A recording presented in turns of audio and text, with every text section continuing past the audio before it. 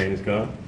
So thank you very much. We had a busy day today. The king just left, and we've had a great discussion, terrific discussion concerning Gaza and everything else.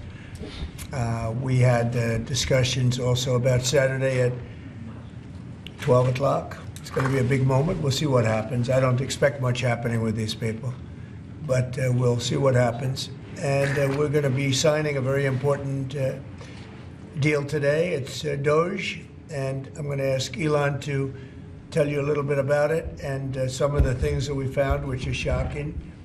Billions and billions of dollars in waste, fraud, and abuse. And I think it's very important. And that's one of the reasons I got elected. I said, we're going to do that. Nobody had any idea it was that bad, that sick, and that corrupt. And it seems hard to believe that judges want to try and stop us from looking for corruption, especially when we found hundreds of millions of dollars worth, much more than that, in just a short period of time. And we want to weed out the corruption. And it seems hard to believe that a judge could say, we don't want you to do that. Well, so maybe we have to look at the judges, because that's a very serious, I think it's a very serious violation. I'll ask Elon Musk to say a few words, and we'll take some questions. Elon, go ahead. Sure. So at a high level, if you say, what is the goal of Doge, and I think a significant part of the presidency is to restore democracy. This may seem like, well, are we in a democracy? Well, if you don't have a feedback loop, okay, we would have to, if you sorry. So, tell you, gravitas can be difficult sometimes. If there's not a good feedback loop from the people to the government, and if you have rule of the bureaucrat, if the bureaucracy is in charge, and then what meaning does democracy actually have? If the people cannot vote and have their will be decided by their elected representatives in the form of the president and the Senate and the House, then we don't live in a democracy, we live in a bureaucracy. So it's incredibly important that we close that feedback loop, we fix that feedback loop, and that the public's elected representatives, the president, the House, and the Senate, decide what happens, as opposed to a large unelected bureaucracy.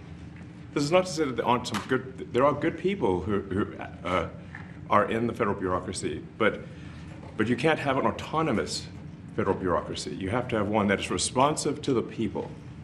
That's the whole point of a democracy. And if you looked at this, if you looked at the founders today and said, what do you think of the way things have turned out? Well, we have this unelected, fourth unconstitutional branch of government, which is the bureaucracy, which has, in a lot of ways, currently more power than any elected representative. And this is not something that people want, and it does not match the will of the people. So it's just something we've got to fix. And then we've also got to address the deficit. So we've got a $2 trillion deficit, and if we don't do something about this deficit, the country's going bankrupt. I mean, it's really astounding that the interest payments alone on the national debt exceed the Defense Department budget, which is shocking, because we spend a lot of money on defense. And if that just keeps going, we're essentially going to bankrupt the country. So what I really want to say is, like, it's not optional for us to reduce the federal expenses. It's essential. It's essential for America to remain solvent as a country, and it's essential for America to have the resources necessary to provide things to its citizens and not simply be servicing vast amounts of debt. And also, could you mention some of the things that your team has found, some of the crazy numbers, including the woman that walked away with about 30 million, right, etc.? Well, we do find it sort of rather odd that there are quite a few people in the bureaucracy who have ostensibly a salary of a few $100,000, but somehow manage to accrue tens of millions of dollars in net worth while they are in that position, which is, what happened at USAID. We're just curious as to where it came from. Maybe they're very good at investing, in which case we should take their investment advice, perhaps. But there seems to be mysteriously they get wealthy. We don't know why. Where does it come from? I think the reality is that they're getting wealthy at the taxpayer expense. That's the honest truth of it. So, we're looking at, say, just if you look at say Treasury, for example, basic controls that should be in place, that are in place in any company, such as making sure that any given payment has a payment categorization code, that there is a comment field that describes the payment, and that if a payment is on the do not pay list, that you don't actually pay it. None of those things are true currently. So the reason that departments can't pass audits is because the payments don't have a categorization code. It's like just a massive number of blank checks just flying out the building. So you can't reconcile blank checks. You've got comment fields that are also blank, so you don't know why the payment was made. And then we've got this truly absurd, a do not pay list, which can take up to a year for an organization to get on a do not pay list. And this, we're talking about terrorist organizations, we're talking about known fraudsters, known aspects of waste, known things that do not match any congressional appropriation, can take up to a year to get on the list, and even once on the list is not used. It's mind-blowing. So what we're talking about here, we're really just talking about adding common sense controls that should be present, that haven't been present. So you say, like, well, how could such a thing arise? That seems crazy. When you understand that really everything is geared towards complaint minimization, so then you understand the motivations. So if people receive money, they don't complain, obviously. But if people don't receive money, they do complain. And the fraudsters complain the loudest and the fastest. So then when you understand that, then it makes sense. Oh, that's why everything they approve all the payments at Treasury. Because if you approve all the payments, you don't get complaints. But now we're saying that, no, actually, we are going to complain. If money is spent badly, if your taxpayer dollars are not spent in a sensible and frugal manner, then that's not okay. Your tax dollars need to be spent wisely on things that matter to the people. I mean, these things, like, it's just common sense. It's not draconian or radical, I think. It's really just saying, let's look at each of these expenditures and say, is this actually in the best interest of the people? And if it is, it's approved. If it's not, we should think about it. So, there's crazy things like just cursory examination of Social Security, and we've got people in there that are 150 years old. Now, do you know anyone who's 150? I don't. Okay. They should be on the Guinness Book of World Records. They're missing out. So, that's a case where, like, I think they're probably dead. It's my guess. Or they should be very famous, one of the two. And then there's a whole bunch of Social Security payments where there's no identifying information. Well, like, why is there no identifying information? Obviously, we want to make sure that people who deserve to receive Social Security do receive it, and that they receive it quickly and accurately. I'll tell you another crazy thing. So, one of the things is, like, we are trying to sort of right-size the federal bureaucracy, just make sure that this. Obviously, there need to be a lot of people working for the federal government, but not as many as currently. So we're saying, well, okay, if people can retire, with full benefits and everything, that would be good. They can retire, get their retirement payments, everything. And then we were told, this is actually, I think, a great anecdote, because we were told the most number of people that could retire possibly in a month is 10,000. We're like, well, why is that? Well, because all the retirement paperwork is manual on paper. It's manually calculated, then written down on a piece of paper. Then it goes down a mine. And I'm like, what do you mean a mine? Like, yeah, there's a limestone mine where we store all the retirement paperwork. And you look at a picture of this mine. We'll post some pictures afterwards. And this mine looks like something out of the 50s because it was started in 1955. So it looks like it's like a time warp. And then the speed, the limiting factor is the speed at which the mine shaft elevator can move determines how many people can retire from the federal government. And the elevator breaks down sometimes, and then nobody can retire. Doesn't that sound crazy?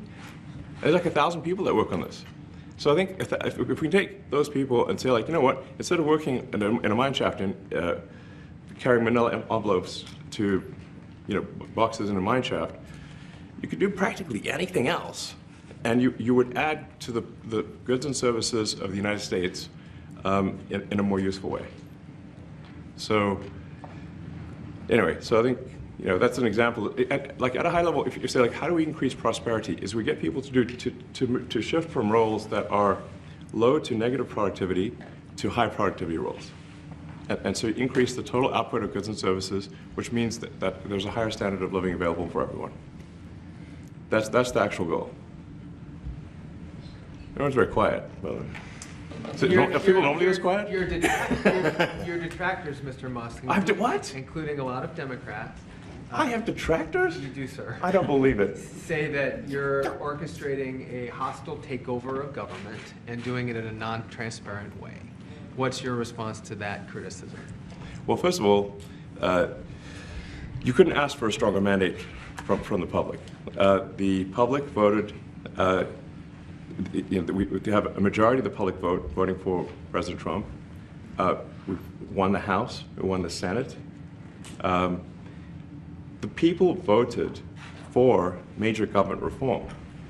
There should be no doubt about that. That was on the campaign. The president spoke about that at every rally. The people voted for major government reform, and that's what the people are going to get. They're going to get what they voted for.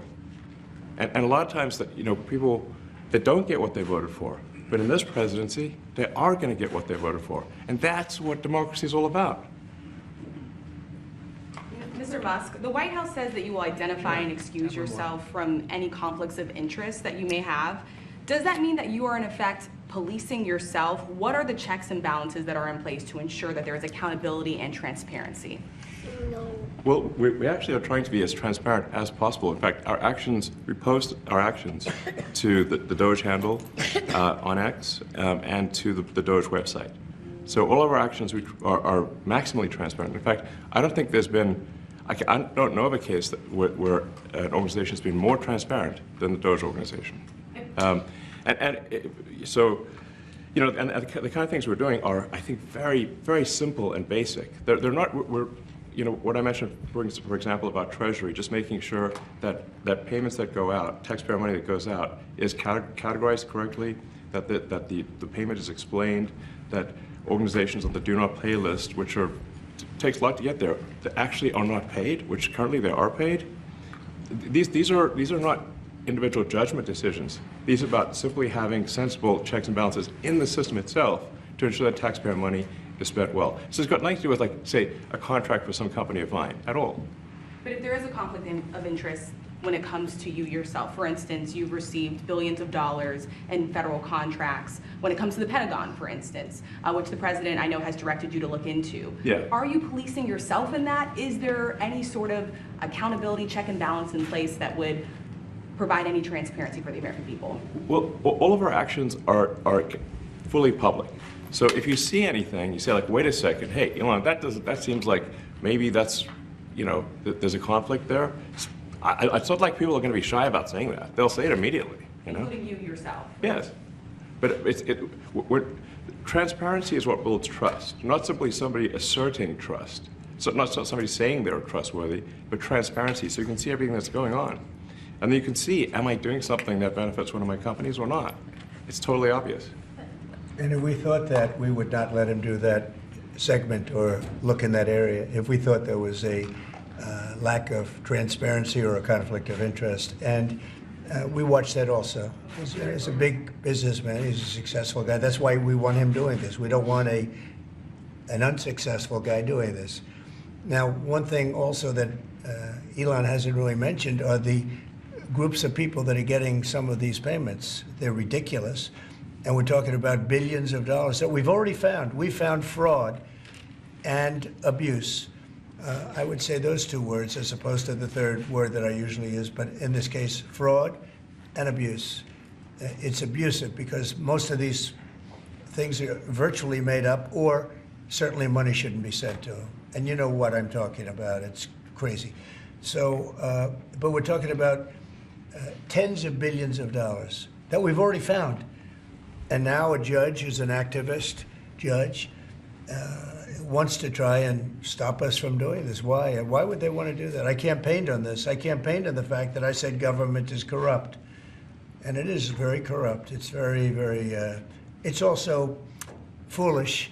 As an example, a man has a contract for 3 months and the contract ends, but they keep paying him for the next 20 years, because nobody ends a contract. You get a lot of that. You have a contract that's a 3-month contract. Now, normally, if you're in a small, in all fairness, it's the size of this thing is so big. Yeah. But if you have a contract and you're in a regular business, you end the contract in 3 months. It's a consultant.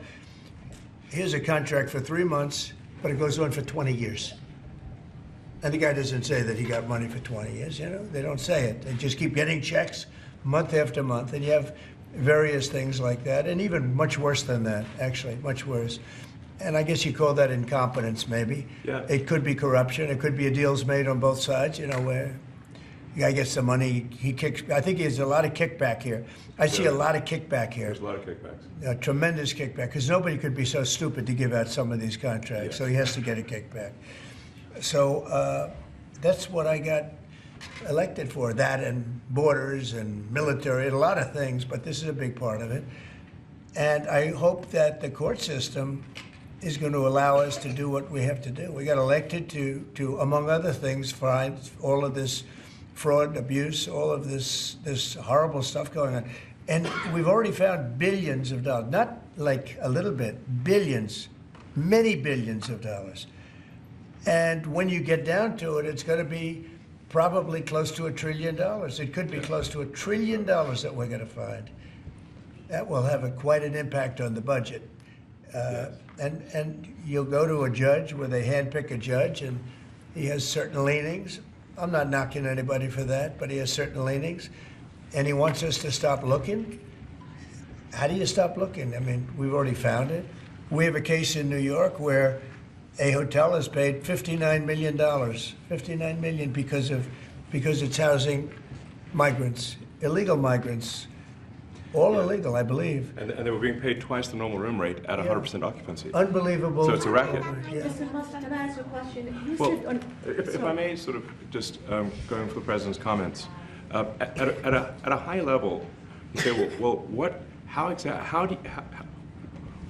are the two ingredients that are really necessary in order to cut the budget deficit in half from 2 trillion to 1 trillion?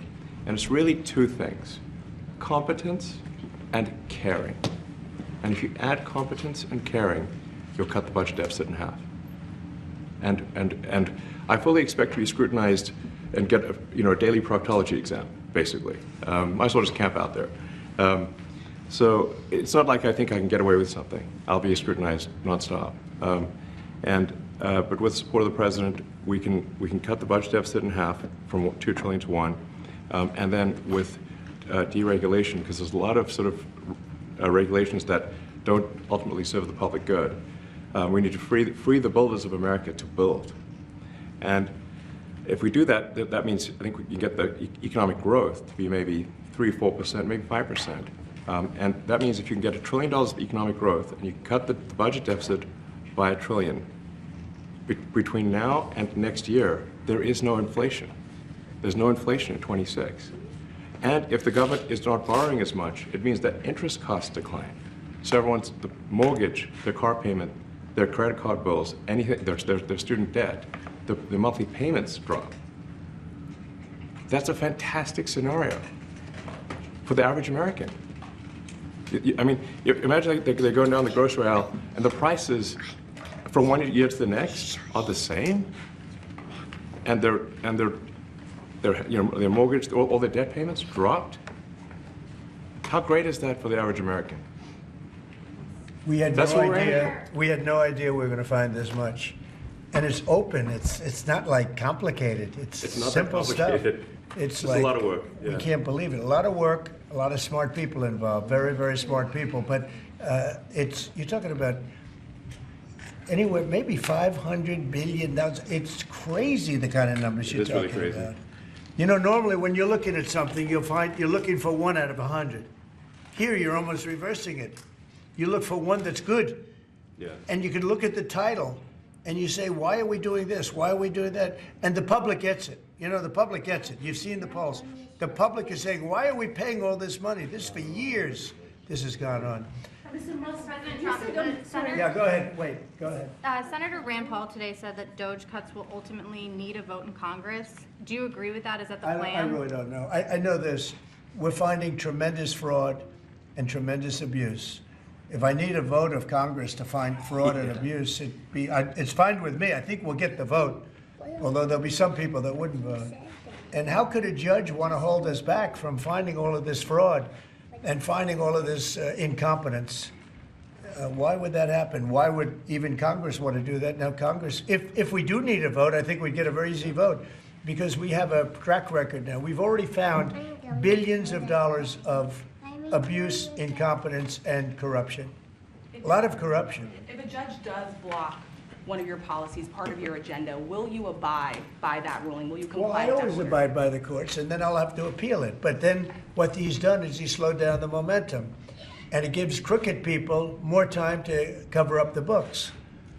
You know, if a person's crooked and they get caught, other people see that, and all of a sudden it becomes harder later on. So, yeah, the answer is I always abide by the courts, always abide by them, and will appeal.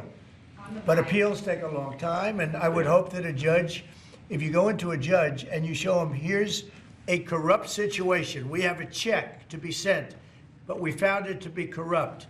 Do you want us to send this corrupt check to a person, or do you want us not to give it and give it back to the taxpayer? I would hope a judge would say, don't send it, give it back to the taxpayer. Yeah, if I can add to that, what we're finding is that a bunch of the fraud is not even going to Americans. So I think we can all agree that if there's going to be fraud, it should at least go to Americans. But a bunch of the fraud rings that are operating in the United States and taking advantage of the federal government, especially in the entitlements programs, are actually foreign fraud rings. They're operating in other countries and actually exporting money to other countries. We should stop that. Mr. Musk, And this is big numbers. Talk about $100 to $200 billion a year. Sure. Serious money. Mr. Musk, you said on X Yeah. that an example of the fraud that you have cited was $50 million of condoms was sent to Gaza. But after fact-check this, apparently Gaza in Mozambique, and the program was to protect them against HIV. So can you correct the statements? It wasn't sent to Hamas, actually. It was sent to Mozambique, which makes sense why condoms was sent there. Yeah. And how can we make sure that all the statements that you said were correct, so we can trust what you say? Well, first of all, some of the things that I say will be incorrect and should be corrected. So nobody's going to bat 1,000. I mean, we will make mistakes, but we'll act quickly to correct any mistakes. I'm not sure we should be sending $50 million worth of condoms to anywhere, frankly. I'm not sure that's something Americans would be really excited about. And that is really an enormous number of condoms, if you think about it. If it went to Mozambique instead of Gaza, I'm like, okay, that's not as bad, but still, why are we doing that? Mr. Musk, can you talk a little bit about how closely you're working with agency heads as you're directing these cuts? Do they have how much input do agency heads have when you're making these decisions? Yeah, we work closely with the agency heads, there are sort of checks in place. So it's not just us just going in and doing things willy-nilly. It's in partnership with the agency heads, and I check frequently with the president to make sure that this is what the president wants to have happen. So we talk almost every day, and I double check things to make sure, is this something, Mr. President, you want us to do this? Then we'll do it. USAID has been one of your main targets. Are you concerned at all that some of the cuts or that shutting that agency altogether may lead to diseases or other bigger problems starting in other countries that then come to the United States? Yeah, so that's an interesting example. So that's something where we work closely with the State Department and Secretary Rubio. And we have, for example, turned on funding for Ebola prevention and for HIV prevention. You left that, you said? Yes, correct. And we are moving fast, so we will make mistakes, but we'll also fix the mistakes very quickly. So, Do you see it as a worthy cause, USAID?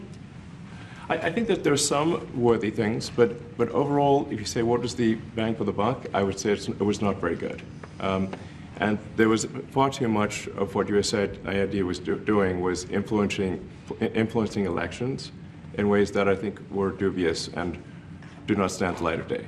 I can just ask a follow-up to the Pentagon contracts. If you have received billions of dollars in contracts from the Pentagon, and the president's directing you to look into the Department of Defense, is Yes, that which we a definitely need conflict to of do and interest? are going to do at the president's request. Does that present a conflict of interest for you? No, because you'd have to look at the individual contract and say, first of all, I'm not the one, filing the contract. It's people at SpaceX or someone who will be putting for the contract. And I'd like to say, if you see any contract where where it was awarded to SpaceX and it wasn't by far the best value for money for the taxpayer, let me know, because every one of them was. The president said the other day that you might look at treasuries. Could you explain that a little bit? What kind of fraud, and that question goes to both of you, what kind of fraud are you expecting to see or do you see right now in U.S. treasuries? Yeah, I think you mean the Treasury Department as opposed to Treasury bills, or. You also referenced treasuries on Air Force One the other night. Go ahead. Well, as I mentioned earlier, really the first order of business is to make sure we're actually collecting. Sorry for this. I thought my son might enjoy this, but he's sticking his fingers in my ears and stuff. So it's a bit hard to hear sometimes. Hey, stop that. No, the stuff we're doing with Treasury Department is so basic that you can't believe it doesn't exist already. So for example, like I mentioned, just making sure that when a payment goes out, it has to have a payment categorization code. It's like, what type of payment is this? You can't just leave the field blank. Currently, many payments, the field is left blank. And you have to describe what's the payment for, some basic rationalization. That also is left blank. So this is why, the Pentagon, when's the last time the Pentagon passed an audit? I mean, a decade ago, maybe? Ever? Really? And we want to, just in order to actually pass audits, you have to have financial information that allows you to trace the payments. And once in a while, the Treasury has to pause payments if it thinks the payment is going to a fraudulent organization. If a company or an organization is on a do not pay list, we should not pay it. I'm sure you would agree. Like, if it's quite hard to get on that payment, the do not pay list, it means that this is someone that is like dead people, terrorists, known fraudsters, that kind of thing. We should not pay them. But currently we do, which is crazy. We should stop that. Many transactions. And by the way, hundreds, thousands of transactions like that. We have a big team. And for the sake of the country, I hope that the person that's in charge and the other people that report to me that are in charge are allowed to do the right thing, namely make sure everything's honest, legitimate, and competent. But we're looking at just, when you look at USAID, that's one. We're going to look at the military. We're going to look at education. They're much bigger areas. But the USAID is really corrupt. I'll tell you, it's corrupt. It's incompetent, and it's really corrupt. And I can't imagine a judge saying, well, it may be corrupt, but you don't have the right. You got elected to look over the country and to, as we say, make America great again, but you don't have the right to go and look and see whether or not things are right that they're paying or that things are honest that they're paying.